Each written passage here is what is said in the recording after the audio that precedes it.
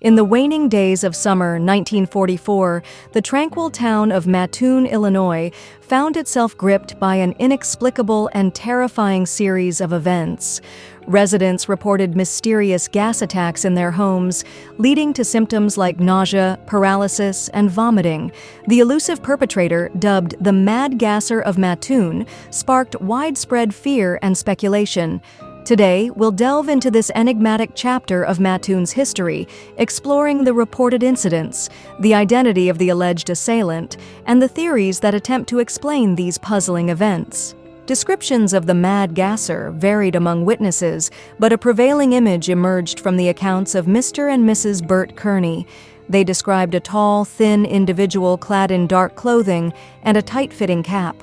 Some reports even suggested the assailant might have been a woman disguised as a man.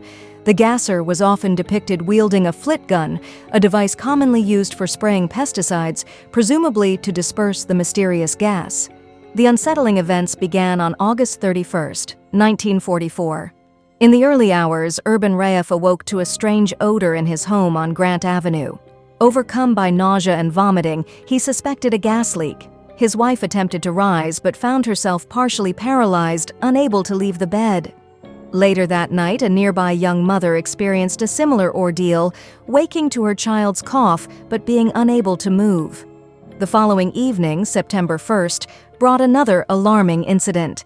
Around 11 p.m., Eileen Kearney of Marshall Avenue noticed a strong, sweet smell, initially attributing it to flowers outside. As the scent intensified, she lost sensation in her legs and called for her sister, Mrs. Reddy, who also detected the odor emanating from the open bedroom window. Police found no evidence of an intruder. Shortly after, Eileen's husband, Bert, returned home and spotted a tall figure in dark clothing near the window. The individual fled, eluding capture. This encounter solidified the prevailing description of the Mad Gasser. In the ensuing days, reports of similar attacks surged. On September 5th, Carl and Beulah Cordes returned to their North 21st Street residence to find a white cloth on their porch. Beulah picked it up and was immediately stricken with swelling, a burning sensation in her mouth and throat, and vomiting. She also experienced partial paralysis of her legs. Nearby, a skeleton key and an empty tube of lipstick were discovered. Despite analysis, authorities couldn't identify any chemicals on the cloth to explain her reaction. As fear escalated, armed citizens formed vigilante groups, patrolling the streets in search of the phantom attacker. The local police, overwhelmed by the influx of reports, sought assistance from state and federal authorities. Despite increased patrols and investigations, no concrete evidence or suspects emerged. By September 12th, the frequency of reported attacks dwindled, and the Mad Gasser seemed to vanish as mysteriously as they had appeared. Let's explore some of the possible explanations behind this perplexing series of events. Several hypotheses have been proposed to explain the Mad Gasser phenomenon.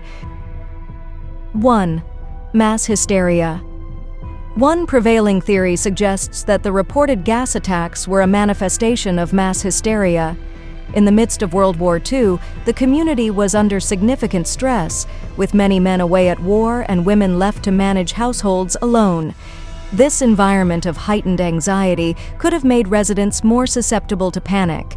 Psychologist Donald M. Johnson, in his 1945 study, The Phantom Anesthetist of Mattoon, a field study of mass hysteria, proposed that the symptoms reported, such as nausea, coughing, and temporary paralysis, were consistent with those observed in mass hysteria cases.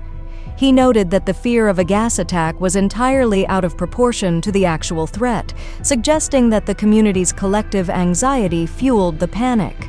2. Industrial pollution. Another theory posits that the symptoms were caused by industrial pollutants. Chief of Police C.E. Cole speculated that chemicals like carbon tetrachloride or trichloroethylene, both with sweet odors and capable of inducing symptoms similar to those reported, might have been released by nearby industrial facilities.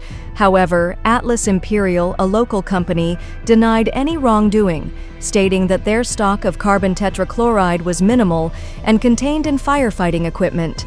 They also argued that significant quantities of trichloroethylene would have been required to affect the town, and that factory workers would have experienced symptoms long before residents did. At the time, the Atlas plant had been certified as safe by the State Department of Health. 3. Actual assailant.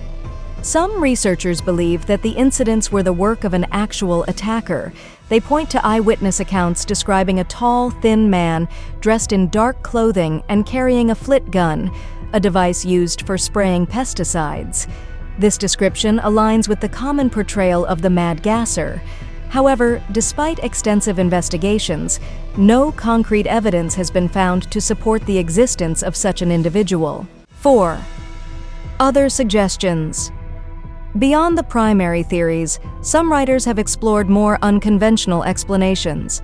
For instance, in his 1993 work, Jerome Clark describes an illustration of the Gasser from Loren Coleman's Mysterious America, depicting him as a not-quite-human, possibly extraterrestrial being. While such theories are intriguing, they remain speculative and lack substantial evidence. In conclusion, the Mad Gasser of Mattoon remains a captivating enigma in American history.